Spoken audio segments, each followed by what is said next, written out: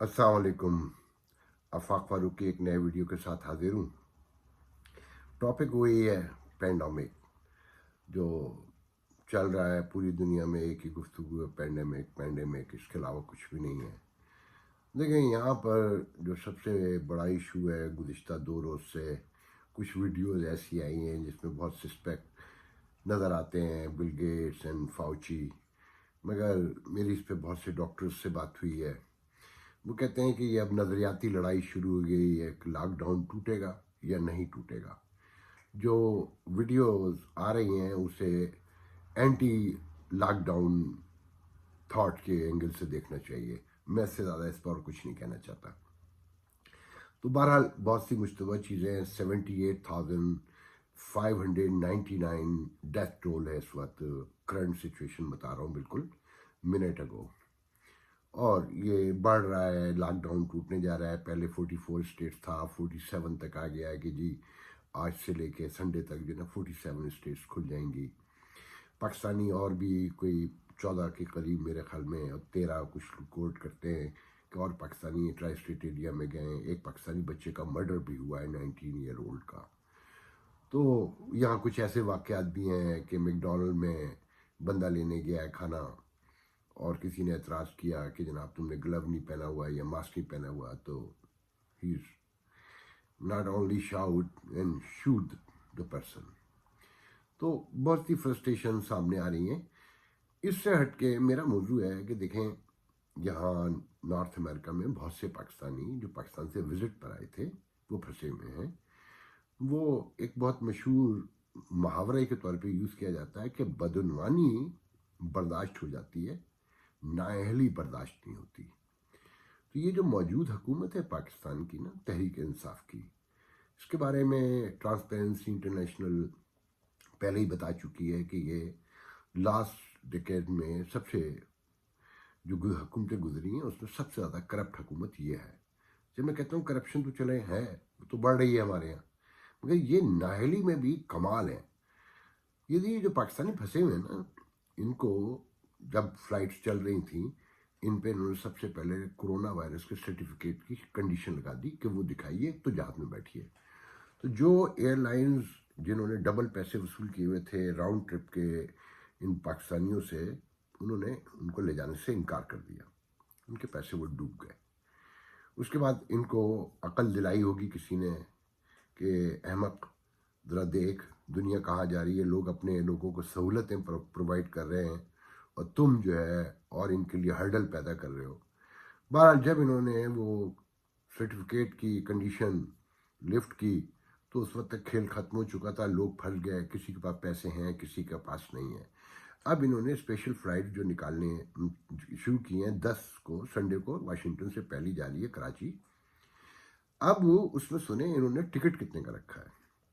Ticket रखा है $1877।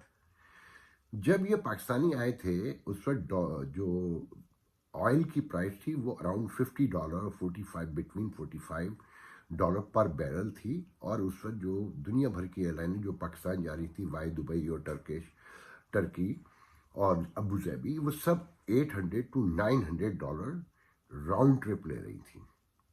इनकी गलती से आधे से ज़्यादा पाकिस्तानी तो रह गए। इनकी जहालत, इनकी हिमाकत और इनकी ज़रूरत से ज़्यादा क्यूरियसिटी ने, मैं तो इसे जहालत ही कहता हूँ, कि वो बेचारे उनके पैसे मर गए और वो यहाँ फंस भी गए। एक्स्ट्रा ऑर्डिनरी उन पर खर्च पड़ गया, लोगों के घर में रह रहे हैं, एक अजीब से। बहरहाल अब वो ये टिकट ले रहे हैं $1877। और वाशिंगटन के एक प्रोमिनेंट रिपोर्टर ने मुझे बताया कि उनके एक जानने वाले से तो $3.5 लाख मांगे गए। मुझे नहीं पता कि $1877 कितने बनते हैं अराउंड। मेरे ख्याल में तो $3 लाख ही बनते हैं, मगर 3.5 लाख भी बताया गया। चलें जनाब, वो भी ले ली। अब नाहली देखें, आज की दुनिया में जो हुकूमतें हैं और जो इदारे हैं, इस पेंडेमिक की वजह से घर से ऑनलाइन काम कर रहे हैं। 99% फिजिकल अपेयरेंस तो मना कर दी गई ना, लॉकडाउन है, सोशल डिस्टेंसिंग बता दी गई कि आप अवेयर हैं। मगर यह हुकूमत मेक श्योर कर रही है कि किसी सूरत से अपने अवाम को जितना जलील कर सकती करे। انہوں نے شرط لگائی ہے کہ ٹکٹ لینے کی شرط یہ ہے کہ پاکستان میں آپ بیٹھے یہاں پر ہیں، آپ پاکستان میں کراچی جا رہے ہیں تو کراچی کی جو میگا نادرا کا آفس ہے کراچی میں جہاں بھی، وہاں جائیے، قطار لگائیے اور کیش پیسے پرووائڈ کیجیے، تب جا کے آپ کی ٹکٹ کی کنفرمیشن ہوگی۔ اب 10 تاریخ کو فلائٹ جا رہی ہے، آج فرائیڈے ہے، سنڈے کو فلائٹ جانا ہے، کل سیٹرڈے، بینک بند ہیں، اگر 2 لوگ جا رہے ہیں تو ان کے گھر میں 7 لاکھ یا 6 لاکھ روپے موجود ہیں کیش۔ اچھا پھر کیا ناظرہ کا آفس کھلا ہے؟ جو میری اطلاعات ہے ناظرہ کا آفس نہیں کھلا ہوا، کچھ سرٹن آور کھلتا ہوگا۔ تو میں نے اندازہ یہ لگایا ہے، یہ میرا اپنا تھاٹ ہے کہ شاید رشوت کا ایک دروازہ، کہ وہ بہت دنوں سے خالی بیٹھے نا، مال نہیں بن رہا ہے، کہ لوگ لوٹ مار کے لیے ان کی موجود نہیں پہنچ رہے ہیں، کیونکہ ریاستی داروں میں تو جانے کا مطلب یہ ہے لوٹ مار۔ تو ایک دروازہ ان کو کھلا ہے کہ بھائی تم بڑے ڈرائی بیٹھے ہوئے ہو تو ہم کچھ لوگوں کا انتظام کر رہے ہیں، گھیر گھار کے لاتے ہیں تاکہ تم انہیں لوٹو۔ 3.5 لاکھ کا 3 لاکھ کا جو بھی وہ ٹکٹ ہوگا، اس کے بعد جو ہے نا لائنیں لگیں گی کہ جناب ٹائم ختم ہو گیا، جو پاکستان کے روٹین ہے۔ تو اب 5,000 10,000 ایجنٹ بیچ میں آ جائیں گے ناظرہ کے اور پاسپورٹ آفیسز کے باہر پاکستان میں، تو آپ کو پتا ہے درجنوں دلال کھڑے ہوتے ہیں، تو وہ دلال کھڑے ہوں گے اور 5-10 ہزار روپے ایکسٹرا لیے جا رہے ہوں گے، اور وہ بھی جب لوگوں کے پاس پیسے ہوں گے، کیونکہ بینک تو بند ہے۔ اب آپ دیکھیں کہ عقل دیکھیں ان لوگوں کی، یہ کتنے ماشاءاللہ سے ذہین، سمجھدار، جینیس لوگ ہیں کہ 95% جو امریکہ، کینیڈا، یورپ آتے جاتے ہیں، ان کے پاس 90% لوگوں کے پاس کریڈٹ کارڈ ہیں، یا وہ کریڈٹ کارڈ سے اپنے کسی دوست سے لے کے دے سکتے ہیں کہ ان کو کیش پرووائڈ کر دیں گے جب ان کے پاس ہوں گے، کہ آپ آن لائن اس کو رکھتے، وہ کہتے کہ جناب اپنا آن لائن ٹکٹ لیجئے اور آ جائیے۔ ایک تو آپ ڈبل سے زیادہ پیسے وصول کر رہے ہیں کہ چلے آپ خالی وہاں سے جہاز لے کر آ رہے ہیں، کوئی بات نہیں، آپ ڈبل لے رہے ہیں، 2 وے لے لیجئے پیسے، تو وہ بھی تو $800-900 ہی بنتا ہے۔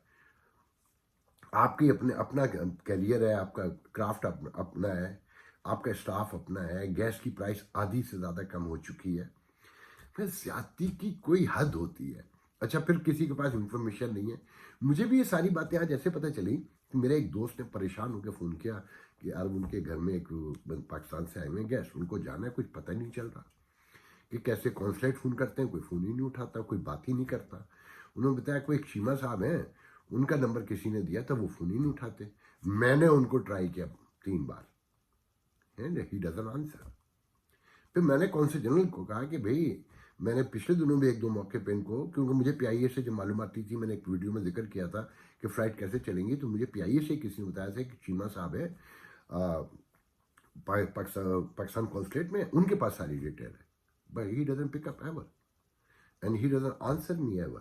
کوئی بات نہیں، تو آج میں نے کونسل جنرل کو میسج کیا، چیمہ صاحب کے نام جو میں نے میسج کیا تھا، تو انہوں نے مجھے پرامپٹلی رائٹ اوے جواب دیا کہ آپ مجھے بتا دیجئے، ریئلی نائس ٹو ہر، کہ انہوں نے فوراً مجھے جواب دیا۔